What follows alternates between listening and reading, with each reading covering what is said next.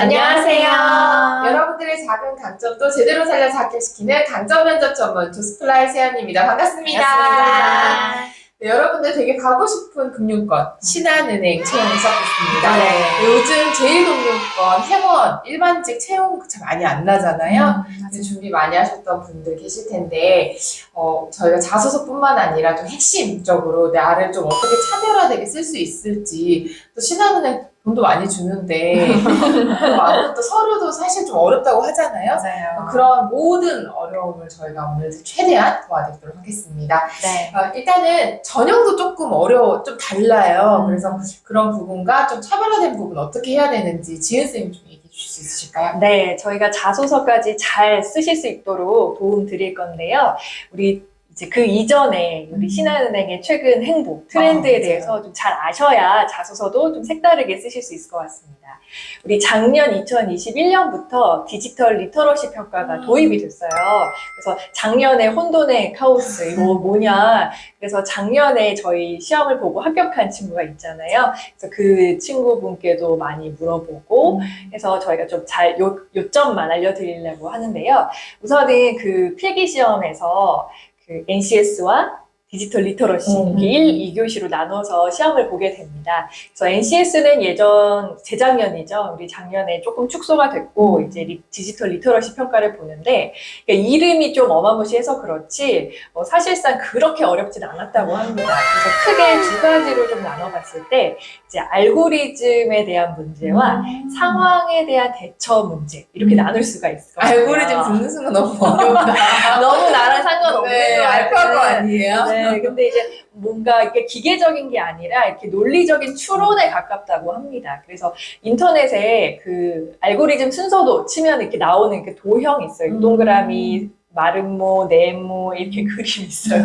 이제 그러한 조직도를 좀 이해하고 가시면은 굉장히 도움이 될 것 같다는 이야기를 해줬습니다. 그래서 이러한 순서에 맞게 결과값을 도출해내는 거, 아니면은 이제 이 결과가 나오기 위해서 어떤 수식이 있어야 하는가, 이런 문제들이 있는데, 뭔가 특정 지식을 요한다기보다는 이제 차분하게 생각하면 충분히 할 수 있다. 그리고 상황에 대한 것도 이제 신입사원으로서, 그리고 조금 이제 연차가 쌓이면서 행원으로서 일하면서 겪게 될 많은 문제들. 뭐 예를 들어서 고객님이 이제 공항에 가기 전에 환전을 하러 오셨는데 해당 그 건종이 없는 상태다. 그래서 어떻게 하는 게 맞는가, 이런 좀 상황을 이제 올바른 대처를 이제 항목에 맞게 이제 체크하시는 거라서 이 또한 크게 어렵지 않다고 합니다. 네. 보기 보니까 이제 사실 크게 준비하지 않으셔도 된다라고 얘기하시는 분들도 계신데 저희는 그래도 조금 찾아보고 안전하게 가면 좋을 것 같습니다. 그래서 이렇게 디지털 리터러시 평가가 도입이 된 것 자체가 굉장히 좀 상징적인 의미가 있다고 볼 수가 있는데요. 이제 신한은행의 어떤 신년사들만 보더라도 이제 혁신적인 그런 방향, 뭔가 이제 플랫폼을 개선하고 더 편하고 쉬운 은행으로 좀 거듭나기 위한 노력들을 좀 엿볼 수가 있습니다. 혁신 단어 듣자마자 좀 부담되는데 네. 어떻게 하면 할 수 있을까요?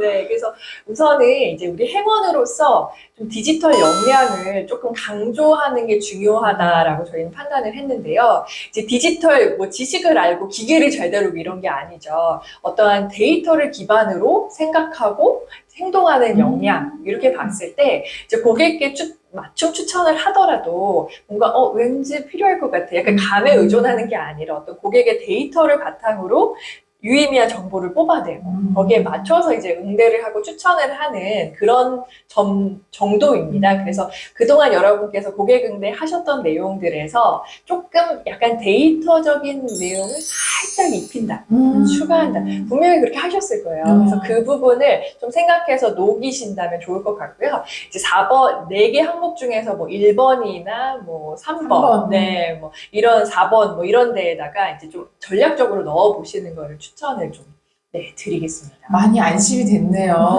안심 언니. 안심 자소서 언니. 네. 차별화되게 쓸 수 있을 것 같습니다.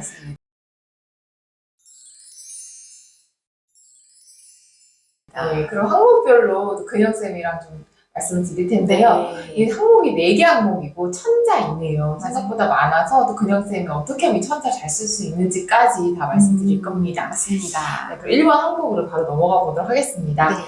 네, 본인의 주요 성장 과정 및 다른 지원자 본인이 차별화된 강점, 보완해야 될 약점에 대해 사례를 들어서 구체적으로 기술해 주세요라고 나와 있는데요.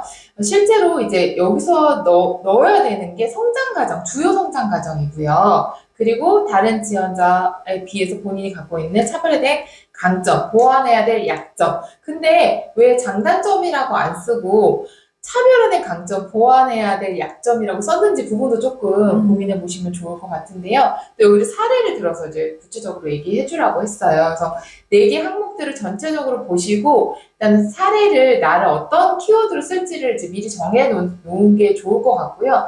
아까 말씀드렸듯이 공통적으로 합격생 분들한테 아까 혁신적인 거나 디지털 마인드는 조금 필요했기 때문에 그런 부분은 어디에 쓸지 미리 정해놓고 나머지 것들을 쓰시는 순서가 조금 더 좋을 것 같다는 생각이 좀 들어요.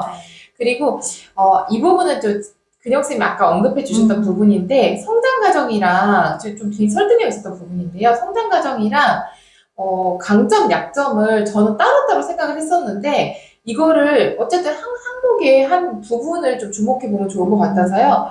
내가 성장 과정에서 주요하게 좀 이러이러한 부분을 좀 노력했고 또 그런 부분이 어떻게 강점화됐고 하지만 이런 부분이 아직까지 약점이다. 이런 식으로 이어지게 쓰셔도 굉장히 좋을 것 같다는 생각이 들어서 이런 맥락을 좀 이해하시고 쓰시면 좋을 것 같고요. 그다음에 강점, 약점은 아무래도 행원이다 보니까 행원과 연관된 키워드를 쓰시는 거는 맞아요. 근데 이게 근거가 있어야 되잖아요. 그러니까 이력서에 봤는데 나는 정말 행원을 처음 써. 이런 분들은 사실 좀 설득력 있는 뭔가 강점을 행원으로 쓰기 조금 어렵거든요. 그런 분들은 본인이 가지고 있는 거에서 어떤 뭐 소통 능력이라든지 서비스 역량도 괜찮으니까 그런 것들을 좀 써주셔도 되는 항목이기 때문에 크게 부담을 안 가지셔도 좋을 것 같습니다. 네. 근데 천자는 또 어떻게 맞아요. 이게 칠까요? 글자 수가 너무 많다 보니까 이제 천자를 어떻게 좀 알차게 쓸 수 있는지를 제가 쭉 순서대로 말씀을 드리면요.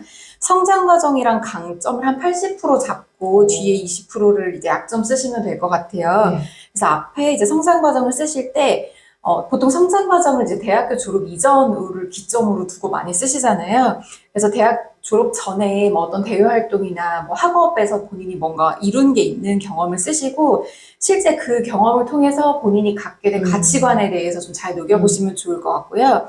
그리고 그 다음에 강점을 쓰실 때에도 갑자기 좀 다른 얘기 시작하시지 마시고 이 성장 과정에서 본인이 얻게 된 어떤 가치관을 통해서 그걸 직무 역량으로까지 발전을 시켜본 걸로 일관성 있게 쓰시면 좋을 것 같아요.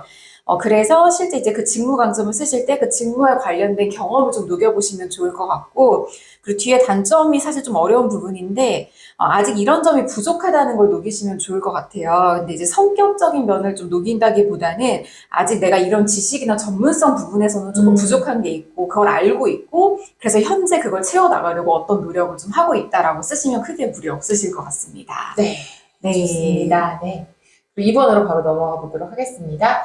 포기하지 않고 끈기 있게 노력하여 목표를 달성했던 사례에 대해서 구체적으로 기술해 주세요라고 했는데요. 이 항목들을 보면은 사실은 이 신한은행이 원하는 인재가 좀 다 담겨 있는 것 같아요. 맞아요. 그래서 여기 있는 분들을 사실 좀 까다로운 게 포기하지 끈기, 노력, 열정 이런 분들이 좀 있어요. 그래서 저는 이 부분에서 중요한 포인트가 뭐냐면 내가 왜 이 부분을 포기하지 않고 끈기 있게 노력을 했는지에 대한 그 이유가 좀 중요한 것 같고요. 그리고 이제 목표를 달성했던 부분에서 내가 어떤 노력을 했는지 그 내 행위가 좀 중요할 것 같아요. 그래서 그 부분을 좀 잘 녹여주셔야 될 것 같고, 근데 이제 제가 생각했던 부분은 개인적인 목표를 들어가도 되는데 어쨌든 행운이 같이 팀원들과도 이제 다른 부서 연관된 부분도 있고 중요한 거는 금융 서비스이기 때문에 가능하면은 단체나 아니면 조직을 위해서 어떤 의미를 가지고 이게 좀 여기에 중요한 조직에서의 목표였기 때문에 나는 노력을 해봤다 라는 부분에서 공동의 목표라든지 의미를 녹여주시는 게 조금 더 좋을 것 같습니다. 네, 맞습니다. 이것도 역시 글자 수가 많아서 저라면은 개인의 목표 달성이랑 팀 목표 달성 두 가지를 다 쓸 것 같아요. 그래서 개인 목표 달성을 할 때 뭐 어떤 자격증이나 자기 개발이나 아니면 업무 전문성을 높이려고 노력을 했던 부분에서 나의 이제 성향적인 면에서 나는 끈기와 열정이 있는 사람이다라는 걸 좀 강조를 해보시고, 그리고 뒷부분에 팀 목표 달성을 쓰시는데 어떤 이제 조직에서 목표를 이루기 위해서 노력을 해야 했고, 여기에서 중요한 게 내가 얼마만큼 팀에 좀 헌신할 수 있는 사람인지, 그러니까 결국엔 포기하지 않았던 이유가 그 팀을 위한 책임감이나 헌신하고자 하는 나의 어떤 마인드가 있었기 때문에 네. 그걸 이룰 수 있었다라고 쓰시면 좋을 것 같고요. 하나의 좀 큰 맥락을 쓰시면, 예를 들면 A라는 곳에서 어떤 일을 했는데 팀에 어떤 목표가 있었어요. 근데 그 팀의 목표를 이루기 위해서 내가 스스로 개인적으로 노력했던 것과 팀을 위해서 노력했던 것을 이렇게 같이 쓰셔도 괜찮을 것 같습니다. 글자가 훨씬 잘 나올 것 같네요. 네. 네, 좋습니다. 네. 충분히 다 쓰실 수 있으실 것 그럼요. 같아요. 네. 네. 한번 유연한 사고를 남다르게 시도하여 의미 있는 성공을 거두거나 실패했던 경험을 작성하고 그 경험을 통해 배우고 느낀 것을 기술해 주세요. 네, 요거 들어보시면 사실은 이제 성공을 거둔 거나 실패했던 거 두 개 다 사실 상관이 없을 것 같고요. 유연한 사고, 요게 조금 어려우실 것 같은데, 저는 이 유연한 사고의 본인이 이제 의미가 조금 정확해야 될 것 같아요. 그래서 근데 유연한 사고라는 게 저는 이제 해석했을 때 기존의 어떤 방식이라든지 해왔던 부분에서 약간의 본인의 어떤 창의성, 아까 얘기했던 그런 혁신적인 부분을 좀 녹여서 좀 새로운 방식으로 해봤던 거라고 생각이 들거든요. 그래서 그런 내용들이 좀 나오시면 좋을 것 같고, 그걸 통해서 같이 좀 노력을 했던 부분이 좀 나오시면 좋을 것 같아요. 그리고 거기 그 부분이 성공을 했다면 왜 했는지, 그리고 그걸 통해서 깨달은 거, 앞으로 그 뒤에 어떻게 적용이 됐는지, 실패를 했다면 어떤 부분이 좀 우리가 조금 잘못했기 때문에, 아니면 좀 미숙했기 때문에 실패를 했고, 그 뒤에 그런 것들을 어떻게 좀 보완을 했는지, 노력을 했는지, 그런 부분이 좀 나오시면 될 것 같아요. 그래서 그런 부분을 이제 적절히 잘 녹이시면 좋을 것 같고요. 그리고 이제 유연한 사고에 대해서는 크게 너무 부담 갖지 않고, 맞아. 대학 생활도 괜찮고요. 아니면 맞아요. 인턴이나 아르바이트 경험에서 찾으셔도 좋을 것 같습니다. 네. 조금 더 좀 정리해서 얘기해 주시면 좋을 것 네, 실패 경험이랑 성공 경험을 둘 다 쓰시면 될 것 같아요. 그래서 앞부분에 어디에서 어떤 경험을 통해서 내가 어떤 실패 경험이 있었어요. 근데 이제 실패로 끝난 게 아니라 그 실패 경험에서 내가 어떤 문제가 있었다라는 거를 좀 알게 된 거죠. 나의 문제거나 조직의 문제거나. 그래서 그거를 이제 문제 요인을 파악을 했고, 그거를 해결하기 위해서 어떤 노력을 했는지를 쓰시면 앞에 실패 경험이 오히려 이제 이 성공 경험을 할 수 있게 된 좀 밑거름이 됐다라는 네. 식으로 흐름을 작성하셔도 될 것 같습니다. 네. 네. 글자 수 훨씬 더 풍부하게 더 여러 양쪽도 실패했던 걸 깨달아서 잘 된 것까지 다 보실 수 있을 것 같아요. 네. 네. 그리고 뒤에 배우고 느낀 점을 충분히 써주시면 좋을 것 같습니다. 네. 네, 마지막 항목으로 넘어가 볼게요. 은행권, 특히 신한은행에 지원한 동기를 구체적으로 작성하고 신한은행 내에 다양한 직무 중에서 본인이 전문가로 성장해 나가고 싶은 분야에 대해서 기술해 주세요 부분인데요. 이 부분이 사실 신한은행을 지원한 동기가 나와야 될 것 같은데, 이 부분은 아까 지은쌤이 얘기해 주셨던 신한은행의 어떤 차별성이라든지 신한은행이 요즘 하고 있는 행보, 그 다음에 얘네가 좀 혁신적으로 하고 있는 다양한 뭐 앱이라든지 또 공동 지점 이런 거 국민은행을 하고 있더라고요. 다양하게 좀 합리적으로 하고 있거든요. 네. 그런 부분에 대해서 쓰셔도 되고 되게 다양한 콘텐츠가 있을 것 같아요. 그래서 신한은행의 지원 동기가 앞에 나오셔야 될 것 같고요. 그리고 직무에 대해서도 내가 이 직무를 맡을 거고 또 이 직무를 어떤 전문가로 성장해 나가고 싶은지에 대한 부분이 나와야 되는데, 이때는 이 직무에 대해서 내가 어떤 노력을 했기 때문에 이 직무에 대해서 나는 이런 경험을 갖고 있고 또 앞으로 어떤 노력을 해서 이런 전문가로 성장해 나갈 것인지에 대한 노력과 했던 거와 노력이 둘 다 들어가시는 게 되게 좋을 것 같아요. 그래서 요거를 좀 순서대로 잘 정리해서 쓰시는 게 좀 중요할 것 같아요. 네. 그래서 지원 동기는 세 가지 방향을 생각해 보시면 되는데, 신한은행의 이런 인재상에 내가 부합하는 사람이라서 지원했다. 아니면 혹은 신한은행의 이런 목표를 달성하려고 노력하고 있는데 거기에 나도 좀 기여하고 싶어서 지원을 했다. 아니면 신한은행이 최근에 이러한 경쟁력을 좀 쌓아가고 있는데 그런 점이 좋았고 나도 같이 함께 해나가고 싶다라는 방향으로 쓰시면 되고요. 지원 동기를 먼저 쓰시고 그 키워드를 선정한 이유나 근거를 바로 덧붙여서 경험으로 작성하시고 그리고 그 다음에 목표를 쓰신 다음에 이 목표를 세운 이유와 그리고 그동안에 노력해온 것과 앞으로 노력할 것을 쓰시면 될 것 같아요. 근데 보통 포부를 쓰실 때 앞으로 이런 노력할게요, 저런 노력할게요, 요만 작성을 하시는데 근데 사실 좀 설득력이 부족하거든요. 그렇게 쓰시면. 그래서 저는 이러한 목표가 있고 그래서 과거에도 이런 노력을 했고 현재 이런 노력을 하고 있고 앞으로도 이 방향으로 계속 발전시켜 나가겠다라는 식으로 쓰시면 될 것 같습니다.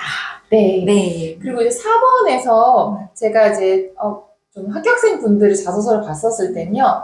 여기에서 마지막에 이제 성장해 나가고 싶은 부분에 대해서는 예전의 항목들의 금융권의 꿈이라는 부분이 되게 많이 나왔었는데 내가 이 금융업에 대한 본인만의 어떤 철학이 있을 거라고 생각을 해요. 그래서 그런 부분이 어떤 금융 안정도 있을 거고 서민 경제 이바지하는 부분도 있을 거고 그런 부분 때문에 이 직무에서 더 이렇게 발전해 나가고 싶다. 이런 쪽으로 조금 더 명확한 철학을 해주신 분들이 많아서 네. 어렵지만 그 부분도 한번 생각해 보셨으면 좋겠습니다. 네, 맞습니다. 영상이 길었습니다. 네. 네.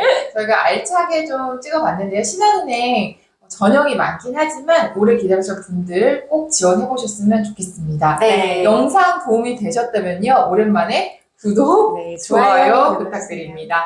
나는 나대로 붙는다. 저희는 다음 영상에서 만나요.